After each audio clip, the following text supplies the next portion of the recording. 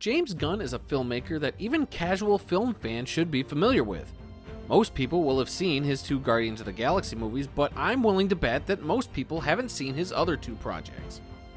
I think James Gunn is a heck of a filmmaker and have enjoyed every single one of his films to date, and I'm very excited for his new film, The Suicide Squad, coming out this Friday. I just wanted to take the time to go through James Gunn's filmography and highlight his 4 films, hopefully encouraging some people out there to seek out the films of his that they haven't seen.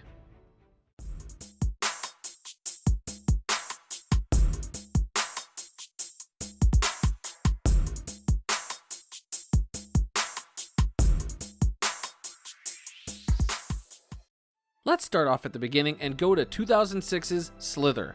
Now, on the surface, this may just seem like a cheesy, gory B-horror movie, and you wouldn't be wrong.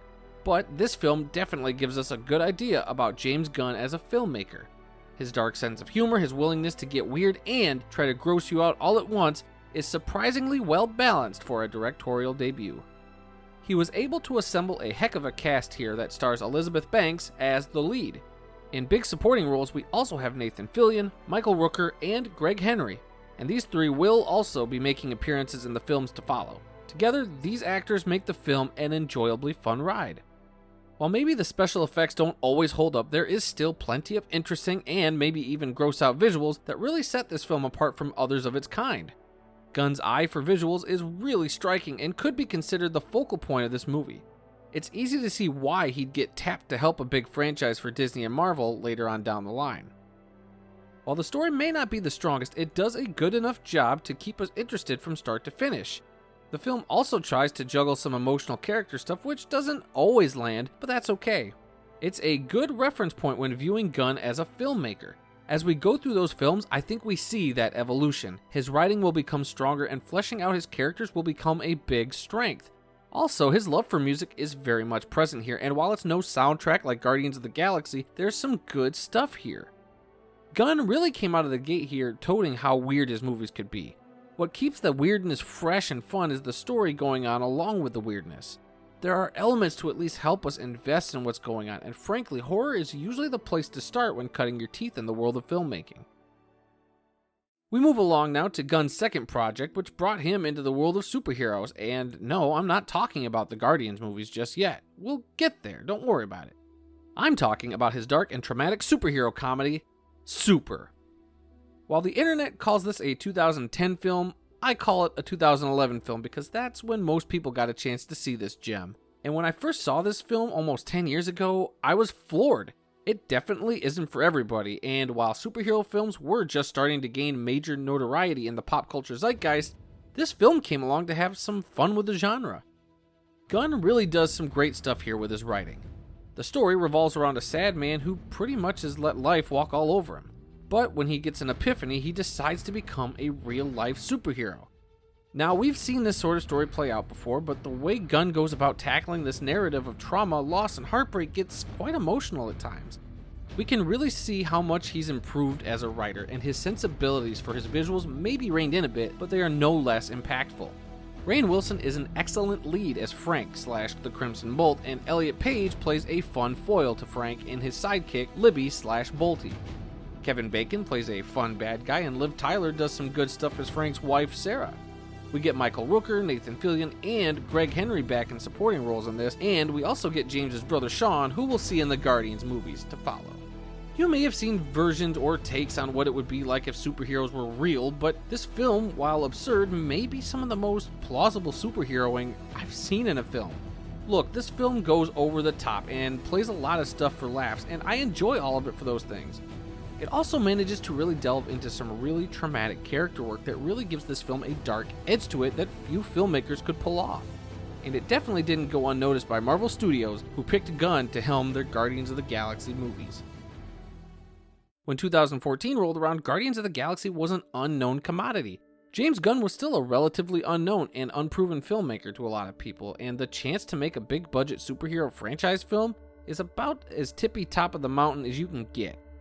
Gunn had so many resources at his disposal to make the film what he wanted that any lesser filmmaker probably would have screwed something like that up. We've seen it happen before, but James Gunn proved unequivocally that he was the right man for the job. Guardians of the Galaxy was everything Slither and Super were, just glossed over with a several $1 million budget and a big studio to help distribute the film out to the masses. Right off the bat in Guardians of the Galaxy, we get the great soundtrack, and as we go deeper into the film, we figure out more and more about the group of heroes at its center. Each of their backstories are touching, and we as the audience fall in love with them. That's the mark of a great filmmaker. It also helps that he has an eye for casting great and talented people, some of which may not have gotten the same kind of shot with another director. Chris Pratt was just the chubby funny guy from Parks and Recreation, Dave Bautista was just a wrestler, and who would have thought that casting Bradley Cooper as a talking raccoon or Vin Diesel as a talking tree would have worked like it did? Then of course he got the freebie in casting the always talented and proven Zoe Saldana to really anchor the core group of characters. But as with Gunn's other films, we get another smattering of fantastic side characters, headlined by Michael Rooker yet again. His brother Sean, and even Greg Henry makes an appearance, as we should suspect. Now you'll have to look and listen a little harder to see the Nathan Fillion cameo, but don't worry, it's there. Gunn brings the heart and the weird, even in a big Marvel Cinematic Universe movie. And not only did he do it once, he did it a second time in the follow-up Guardians of the Galaxy Volume 2. In the second film, he gets to take our main characters and really start to look into their relationships with each other as well as members of their family, which is a big strength to this film. While the second may not be as good as the first, in my opinion, it's undeniable that Gunn really knocked it out of the park when it came to diving into the emotional situations this film presented. The relationships of fathers and sons, sisters, surrogate fathers, all these things are executed with care. It's strange to watch a superhero/comic book film and be more interested in the relationships of the characters as opposed to the galaxy-wide threat. While Volume 2 may not be quite on the level of the first film for me, it's still enjoyable, but I also think there's lots of things Gunn does in this film that he can learn from in the future. They're not so much mistakes, but I feel like he was being a bit more ambitious and things just didn't click like I believe he intended them to. And that's not a bad thing. I love seeing an artist learn from their mistakes and qualms to become better filmmakers later on. Gunn has shown that he's a filmmaker that can be trusted to at least give us an interesting story, deliver weird and quirky premises, and have people accept them and frankly enjoy them quite a bit. There's something to be said about a filmmaker who can take a lot of offbeat decisions and find a way to make them work. I couldn't see some of Hollywood's best directors being able to pull off half the weird shit that James Gunn has, on top of writing characters and stories that resonate with us.